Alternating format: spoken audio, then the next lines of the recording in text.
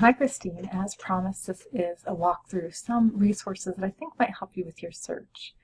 You'll see in the first the email I sent you, the first link is to the actual case itself and how it was presented, argued, and then the final decisions presented by both the majority and the dissenting party of the vote. So that'll be essential reading, of course. And that's through a site called Find a Case Law. So it's a really good public resource. The Supreme Court Historical Society is actually a public group.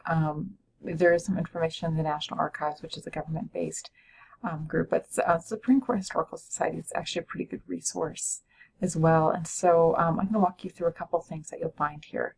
One is going kind of quickly to the history of the court. And one thing that you'll find here is, good information about the historical court.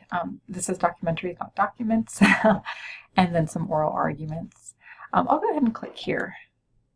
And the reason I'm clicking here is that what this will connect you to is some significant audio transcripts and recordings from major cases. I believe I found that here in the audio archive. And what this does is the audio archive is actually, in this case, maintained by a private project called the OEA Project from Northwestern University. If you plan on going into law, Northwestern University is an excellent law school. And they also have a pretty significant archive. And one of the cases that they happen to have on audio archive is Roe v. Wade. So if you click here, you can listen to both the oral arguments from the two dates that, the two primary dates this was argued. So it was originally argued in 1971, and then another argument was made in 1972. And that's just something that I want to point out to you, some things about the case. You'll probably want to know things like the citation number if you're researching this in any other way, or you're citing it in your final document. You'll need to know the citation number. Very important, but it just kind of gives you an overview of the case itself. I'll let you browse through that to look. And so going back to our search here, this is back at the Supreme Court Historical Society. They also had, I believe it was in their Learning Center, some useful resources, yes. So what you'll see is some other partners that they work with. One is Street Law. I actually found more under landmarkcases.org, so we'll go there. And I hope you notice that the URLs for all of these are up in the bar here. I kept that there for you. And of course, this is a frequently looked at case, so we'll just go ahead and click on Roe v. Wade. This isn't the most beautiful website, I'll say that, but the information's not bad. It just gives you an overview. The background, these actually link to something.